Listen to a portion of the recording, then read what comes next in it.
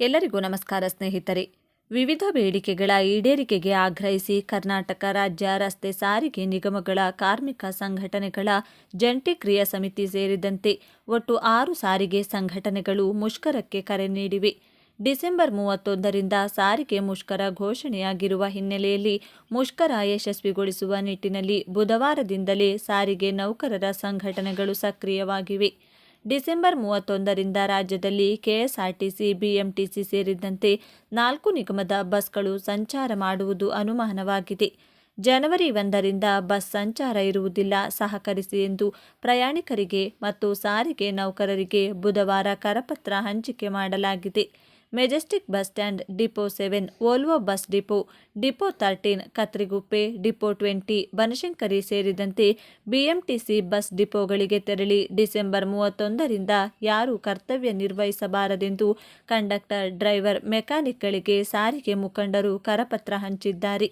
ಈ ವೇಳೆ ಮಾತನಾಡಿದ ಸಾರಿಗೆ ಮುಖಂಡರು, ಶಕ್ತಿ ಯೋಜನೆಯ ಬಾಕಿ ಹಣವೇ 2,000 ಕೋಟಿ ರೂಪಾಯಿಯಷ್ಟಿದೆ, ಅದನ್ನು ಬಿಡುಗಡೆ ಮಾಡಬೇಕೆಂದು ಆಗ್ರಹಿಸಿದರು.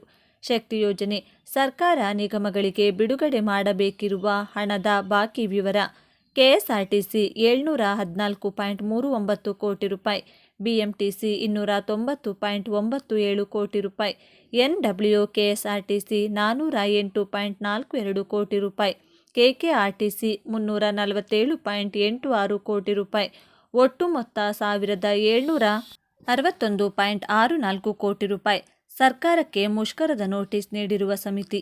ಮುಷ್ಕರ ನಡೆಸುವ ಬಗ್ಗೆ ಸಾರಿಗೆ ನೌಕರರ ಜಂಟಿ ಕ್ರಿಯಾ ಸಮಿತಿ ಡಿಸೆಂಬರ್ 9ರಂದು ಬೆಳಗಾವಿ ಅಧಿವೇಶನದಲ್ಲಿ ಸರ್ಕಾರಕ್ಕೆ ನೋಟಿಸ್ ನೀಡಿದೆ. ಕಾರ್ಮಿಕ ಇಲಾಖೆಯ ನಿಯಮಗಳ ಪ್ರಕಾರ ಮುಷ್ಕರ ಮಾಡುವ ಮುನ್ನ 21 ದಿನಗಳ ಕಾಲ ಮುಂಚಿತವಾಗಿ ನೋಟಿಸ್ ನೀಡಬೇಕು. ಆ ಹಿನ್ನೆಲೆಯಲ್ಲಿ ಈಗಾಗಲೇ ಸರ್ಕಾರಕ್ಕೆ ನೋಟಿಸ್ ನೀಡಿದೆ. 6 ಸಾರಿಗೆ ನೌಕರರ ಸಂಘಟನೆಗಳು ಸೇರಿ ಮುಷ್ಕರಕ್ಕೆ ಕರೆ ನೀಡಿದೆ. ಪ್ರಯಾಣಿಕರು ಹೇಳುವುದೇನು? ಸಾರಿಗೆ ಮುಷ್ಕರದ ಬಗ್ಗೆ ಪ್ರತಿಕ್ರಿಯಿಸಿದ ಪ್ರಯಾಣಿಕರು, ಕೆಎಸ್ಆರ್ಟಿಸಿ, ಬಿಎಂಟಿಸಿ ಬಸ್ ಇಲ್ಲಾಂದ್ರೆ ನಮ್ಮ ಜೀವನವೇ ಕಷ್ಟ. ದಯವಿಟ್ಟು ಸರ್ಕಾರ ಸಾರಿಗೆ ನೌಕರರ ಬೇಡಿಕೆಗಳನ್ನು ಈಡೇರಿಸಲಿ ಎಂದಿದ್ದಾರೆ.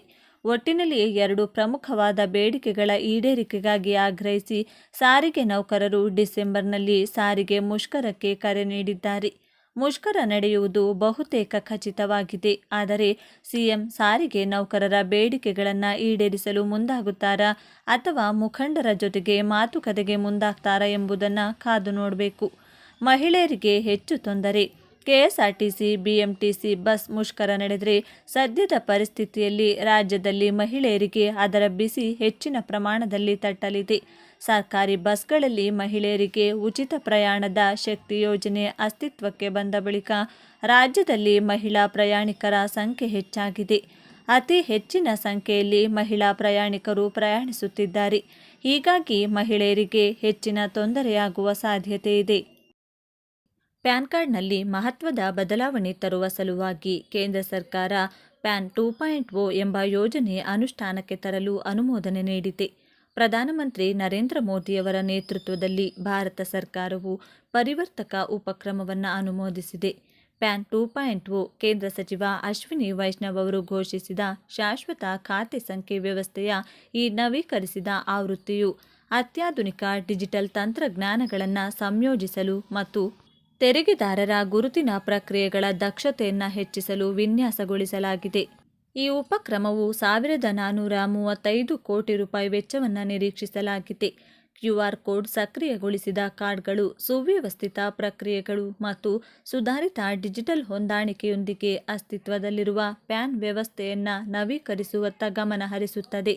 ಹಾಗಾದರೆ ಯಾರೆಲ್ಲ ಈ ಹೊಸ ಪ್ಯಾನ್ ಕಾರ್ಡ್ಗೆ ಅರ್ಜಿ ಸಲ್ಲಿಸಬೇಕು, ಹೇಗೆ ಅರ್ಜಿ ಸಲ್ಲಿಸುವುದು ಎಂಬುದರ ಸಂಪೂರ್ಣ ಮಾಹಿತಿಯನ್ನು ನೋಡೋಣ ಬನ್ನಿ. ಪ್ಯಾನ್ 2.0 ಎಂದರೇನು? ಪ್ಯಾನ್ 2.0 ಭಾರತದ ಪ್ಯಾನ್ ಕಾರ್ಡ್ ವ್ಯವಸ್ಥೆಯ ಮುಂದುವರೆದ ಪುನರಾವರ್ತನೆಯಾಗಿದ್ದು, ತೆರಿಗೆ ಸಂಬಂಧಿತ ಕಾರ್ಯಾಚರಣೆಗಳನ್ನು ತಡೆರಹಿತ ಮತ್ತು ಬಳಕೆದಾರ ಕೇಂದ್ರಿತವಾಗಿಸಲು ಡಿಜಿಟಲ್ ಸ್ನೇಹಿ ವೈಶಿಷ್ಟ್ಯಗಳನ್ನು ಒಳಗೊಂಡಿದೆ. ಸಂಪೂರ್ಣ ಕೂಲಂಕುಷ ಪರೀಕ್ಷೆಗಿಂತ ಭಿನ್ನವಾಗಿ ಈ ಉಪಕ್ರಮವು ಅಸ್ತಿತ್ವದಲ್ಲಿರುವ ಪ್ಯಾನ್ ಕಾರ್ಡ್ಗಳನ್ನು ನವೀಕರಿಸುತ್ತದೆ. ಈಗಾಗಲೇ ಪ್ಯಾನ್ ಕಾರ್ಡ್ ಹೊಂದಿರುವ ನಾಗರಿಕರು ಮತ್ತೆ ಅರ್ಜಿ ಸಲ್ಲಿಸುವ ಅಗತ್ಯವಿಲ್ಲ. ಬದಲಿಗೆ ಅವರು ಹೊಸ ಕ್ಯೂಆರ್ ಕೋಡ್ ಸಕ್ರಿಯಗೊಳಿಸಿದ ಆವೃತ್ತಿಗೆ ಉಚಿತ ಅಪ್ಗ್ರೇಡ್ ಅನ್ನು ಪಡೆಯಬಹುದು. ಹೊಸ ಕಾರ್ಯಗಳನ್ನು ಪರಿಚಯಿಸುವಾಗ ಇದು ನಿರಂತರತೆಯನ್ನು ಖಾತ್ರಿಗೊಳಿಸುತ್ತದೆ. QR ಕೋಡ್ ಇಲ್ಲದ ಪ್ಯಾನ್ ಮಾನ್ಯವೇ? ಅಸ್ತಿತ್ವದಲ್ಲಿರುವ ಪ್ಯಾನ್ ಸಂಖ್ಯೆಗಳು ಮಾನ್ಯವಾಗಿರುತ್ತವೆ. ವರ್ಧಿತ ವೈಶಿಷ್ಟ್ಯಗಳೊಂದಿಗೆ ಹೊಸ ಕಾರ್ಡ್ಗಳನ್ನು ನೀಡಲಾಗುತ್ತದೆ. ಹೀಗಾಗಿ ಹಳೆ ಪ್ಯಾನ್ ಕಾರ್ಡ್ ಇರುವವರು ಹೊಸ ಯೋಜನೆಯಿಂದ ಆತಂಕ ಪಡುವ ಅವಶ್ಯಕತೆ ಇಲ್ಲ. ಹಳೆ ಕಾರ್ಡ್ ಕಾರ್ಯನಿರ್ವಹಿಸುತ್ತದೆ ಎಂದು ಅವರು ತಿಳಿಸಿದ್ದಾರೆ. ಇನ್ನು ಅಪ್ಗ್ರೇಡ್ ಮಾಡಲಾದ ಪ್ಯಾನ್ 2.0 ಕಾರ್ಡ್ QR ಕೋಡ್ ಸೇರಿದಂತೆ ಹೊಸ ವೈಶಿಷ್ಟ್ಯಗಳನ್ನು ಹೊಂದಿರುತ್ತದೆ ಮತ್ತು ಇದನ್ನು ಉಚಿತವಾಗಿ ಒದಗಿಸಲಾಗುತ್ತದೆ. ಸದ್ಯ ಹಳೆ ಕಾರ್ಡ್ ಇರುವವರಿಗೂ ಹೊಸ ಕಾರ್ಡನ್ನು ಉಚಿತವಾಗಿ ನೀಡಲಾಗುತ್ತದೆ. ಹೀಗಾಗಿ ಹೊಸ ಕಾರ್ಡ್ಗಾಗಿ ಅರ್ಜಿ ಹಾಕುವುದು ಶುಲ್ಕ ಪಾವತಿಸುವ ಅಗತ್ಯವಿಲ್ಲ. ಈ ಯೋಜನೆಯು ಪ್ಯಾನ್ ಸೇವೆಗಳನ್ನು ಡಿಜಿಟಲೀಕರಣಗೊಳಿಸುತ್ತದೆ. ಅಪ್ಗ್ರೇಡ್ ಮಾಡಲು ಅರ್ಜಿ ಸಲ್ಲಿಸಬೇಕೇ? ಪ್ರಸ್ತುತ ಕೇಂದ್ರ ಸರ್ಕಾರದಿಂದ ಹೊರಡಿಸಿರುವ ಪ್ರಕಟಣೆಯನ್ವಯ ನಿಮ್ಮ ಬಳಿ ಇರುವ ಹಳೆಯ ಪ್ಯಾನ್ ಕಾರ್ಡನ್ನು ಅಪ್ಗ್ರೇಡ್ ಮಾಡಲು ಹೊಸದಾಗಿ ಅರ್ಜಿ ಸಲ್ಲಿಸುವ ಅವಶ್ಯಕತೆ ಇರುವುದಿಲ್ಲ ಎಂದು ತಿಳಿಸಲಾಗಿದೆ. ಪ್ಯಾನ್ 2.0ನ ಪ್ರಮುಖ ಲಕ್ಷಣಗಳು: QR ಕೋಡ್ ಇಂಟಿಗ್ರೇಷನ್. ಸ್ಟ್ಯಾಂಡರ್ಡ್ ವೈಶಿಷ್ಟ್ಯವೆಂದರೆ QR ಕೋಡ್ಗಳ ಸೇರ್ಪಡೆಯಾಗಿದೆ. ಈ ಕೋಡ್ಗಳು ಅಗತ್ಯ ತೆರಿಗೆದಾರರ ಮಾಹಿತಿಯನ್ನು ಎನ್ಕೋಡ್ ಮಾಡುತ್ತವೆ, ತ್ವರಿತ ಪರಿಶೀಲನೆ ಮತ್ತು ಸುರಕ್ಷಿತ ವಹಿವಾಟುಗಳನ್ನು ಸಕ್ರಿಯಗೊಳಿಸುತ್ತವೆ. ಈ ವೈಶಿಷ್ಟ್ಯವು ಡಿಜಿಟಲ್ ಪರಿಸರ ವ್ಯವಸ್ಥೆಯಲ್ಲಿ ಪ್ಯಾನ್ ಕಾರ್ಡ್ಗಳ ಉಪಯುಕ್ತತೆಯನ್ನು ಹೆಚ್ಚಿಸುತ್ತದೆ. ಪೇಪರ್ಲೆಸ್ ಮತ್ತು ಆನ್ಲೈನ್ ವ್ಯವಸ್ಥೆ. ಪ್ಯಾನ್ 2.0 ಸಂಪೂರ್ಣ ಪೇಪರ್ಲೆಸ್ ಮತ್ತು ಆನ್ಲೈನ್ ಅಪ್ಲಿಕೇಶನ್ ಪ್ರಕ್ರಿಯೆಯನ್ನು ಪರಿಚಯಿಸುವ ಮೂಲಕ ಕಾರ್ಯಾಚರಣೆಗಳನ್ನು ಆಧುನೀಕರಿಸುವ ಗುರಿಯನ್ನು ಹೊಂದಿದೆ. ಈ ಪರಿವರ್ತನೆಯು ಭಾರತದ ಡಿಜಿಟಲ್ ಇಂಡಿಯಾ ಉಪಕ್ರಮದೊಂದಿಗೆ ಹೊಂದಿಕೆಯಾಗುತ್ತದೆ, ಸುಲಭವಾಗಿ ಪ್ರವೇಶ ಮತ್ತು ಸಮರ್ಥನೀಯತೆಯನ್ನು ಉತ್ತೇಜಿಸುತ್ತದೆ. ಏಕೀಕೃತ ಪೋರ್ಟಲ್. ನವೀಕರಣಗಳು ಮತ್ತು ಕುಂದುಕೊರತೆ ಪರಿಹಾರ ಸೇರಿದಂತೆ ಎಲ್ಲ ಪ್ಯಾನ್ ಸಂಬಂಧಿತ ಸೇವೆಗಳಿಗೆ ಏಕೀಕೃತ ಪೋರ್ಟಲ್ ಏಕ ಬಿಂದುವಾಗಿ ಕಾರ್ಯನಿರ್ವಹಿಸುತ್ತದೆ. ಈ ಕೇಂದ್ರೀಕರಣವು ಪರಸ್ಪರ ಕ್ರಿಯೆಗಳನ್ನು ಸರಳಗೊಳಿಸುತ್ತದೆ ಮತ್ತು ತ್ವರಿತ ನಿರ್ಣಯಗಳನ್ನು ಖಾತ್ರಿಗೊಳಿಸುತ್ತದೆ. ವರ್ಧಿತ ಭದ್ರತೆ. ನವೀಕರಿಸಿದ ವ್ಯವಸ್ಥೆಯು ತೆರಿಗೆದಾರರ ಡೇಟಾವನ್ನು ರಕ್ಷಿಸಲು ಸುಧಾರಿತ ಭದ್ರತಾ ಪ್ರೋಟೋಕಾಲ್ಗಳನ್ನು ಒಳಗೊಂಡಿದೆ. ಗುರುತಿನ ಕಳ್ಳತನ ಮತ್ತು ಡೇಟಾ ಉಲ್ಲಂಘನೆಯ ಅಪಾಯವನ್ನು ಕಡಿಮೆ ಮಾಡುತ್ತದೆ. ಪರಿಸರ ಸ್ನೇಹಿ. ವ್ಯಾಪಕವಾದ ದಾಖಲೆಗಳ ಅಗತ್ಯವನ್ನು ತೆಗೆದುಹಾಕುವ ಮೂಲಕ ಪ್ಯಾನ್ 2.0 ಪರಿಸರ ಸ್ನೇಹಿ ಆಡಳಿತಕ್ಕೆ ಸರ್ಕಾರದ ಭದ್ರತೆಯನ್ನು ಪ್ರತಿಬಿಂಬಿಸುವ ಪರಿಸರ ಪರಿಣಾಮವನ್ನು ಕಡಿಮೆ ಮಾಡುತ್ತದೆ. ಪ್ಯಾನ್ ಕಾರ್ಡ್ಗಳಲ್ಲಿ QR ಕೋಡ್ ಏಕೆ? QR ಕೋಡ್ಗಳು ತ್ವರಿತ ಸ್ಕ್ಯಾನ್ ಮೂಲಕ ತೆರಿಗೆದಾರರ ವಿವರಗಳಿಗೆ ನೈಜ ಸಮಯದ ಪ್ರವೇಶವನ್ನು ಸಕ್ರಿಯಗೊಳಿಸುವ ಮೂಲಕ ಕಾರ್ಯವನ್ನು ಹೆಚ್ಚಿಸುತ್ತವೆ. ಇದು ಹಣಕಾಸಿನ ವಹಿವಾಟುಗಳು, ತೆರಿಗೆ ಪಾವತಿಗಳು ಮತ್ತು ಪರಿಶೀಲನೆಯಂತಹ ಪ್ರಕ್ರಿಯೆಗಳನ್ನು ಸರಳಗೊಳಿಸುತ್ತದೆ. ವ್ಯವಹಾರಗಳಿಗೆ QR ಕೋಡ್ ಸಕ್ರಿಯಗೊಳಿಸಿದ ಪ್ಯಾನ್ ಕಾರ್ಡ್ಗಳು ಆಡಳಿತಾತ್ಮಕ ಹೊರೆಗಳನ್ನು ಕಡಿಮೆ ಮಾಡುತ್ತವೆ ಮತ್ತು ತೆರಿಗೆ ನಿಯಮಗಳ ಅನುಸರಣೆಯನ್ನು ಸುಗಮಗೊಳಿಸುತ್ತದೆ. ಹೊಸ ಪ್ಯಾನ್ ಕಾರ್ಡ್ಗೆ ಅಪ್ಗ್ರೇಡ್ ಮಾಡುವುದು ಹೇಗೆ? ಹೊಸ QR ಕೋಡ್ ಸಕ್ರಿಯಗೊಳಿಸಿದ ಪ್ಯಾನ್ ಕಾರ್ಡ್ಗೆ ಅಪ್ಗ್ರೇಡ್ ಮಾಡುವುದು ಸರಳವಾಗಿದೆ. ಅಧಿಕೃತ NSDL ವೆಬ್ಸೈಟ್ಗೆ ಭೇಟಿ ನೀಡಿ. https://nsdl.co.in. ಪ್ಯಾನ್ ಕಾರ್ಡ್ ಅಪ್ಗ್ರೇಡ್ಗಾಗಿ ಆಯ್ಕೆಯನ್ನು ಆರಿಸಿ. ನಿಮ್ಮ ಅಸ್ತಿತ್ವದಲ್ಲಿರುವ ಪ್ಯಾನ್ ವಿವರಗಳು ಮತ್ತು ಅಗತ್ಯ ದಾಖಲೆಗಳನ್ನು ಒದಗಿಸಿ. ನಂತರ ಅರ್ಜಿಯನ್ನು ಆನ್ಲೈನ್ನಲ್ಲಿ ಸಲ್ಲಿಸಿ. ಅಪ್ಗ್ರೇಡ್ ಮಾಡಿದ ಪ್ಯಾನ್ ಕಾರ್ಡನ್ನು ಪರಿಶೀಲನೆಯ ನಂತರ 15 ದಿನಗಳಲ್ಲಿ ಕಳುಹಿಸಲಾಗುತ್ತದೆ. ಅಸ್ತಿತ್ವದಲ್ಲಿರುವ ಪ್ಯಾನ್ ಹೊಂದಿರುವವರ ಮೇಲೆ ಪರಿಣಾಮ. ಪ್ಯಾನ್ 2.0 ಭಾರತದಲ್ಲಿ 80 ಕೋಟಿ ಪ್ಯಾನ್ ಹೊಂದಿರುವವರಿಗೆ ತಡೆರಹಿತ ಪರಿವರ್ತನೆಯನ್ನು ಖಚಿತಪಡಿಸುತ್ತದೆ. ಅಸ್ತಿತ್ವದಲ್ಲಿರುವ ಪ್ಯಾನ್ ಕಾರ್ಡ್ಗಳು ಮಾನ್ಯವಾಗಿರುತ್ತವೆ. ತೆರಿಗೆ ಸಲ್ಲಿಸುವಿಕೆ, TDS ಅಥವಾ TCS ಕ್ರೆಡಿಟ್ಗಳು ಮತ್ತು ಹೆಚ್ಚಿನ ಮೌಲ್ಯದ ವಹಿವಾಟುಗಳಂತಹ ಹಣಕಾಸಿನ ಚಟುವಟಿಕೆಗಳಲ್ಲಿ ಯಾವುದೇ ಅಡ್ಡಿಯಾಗದಂತೆ ನೋಡಿಕೊಳ್ಳುತ್ತದೆ.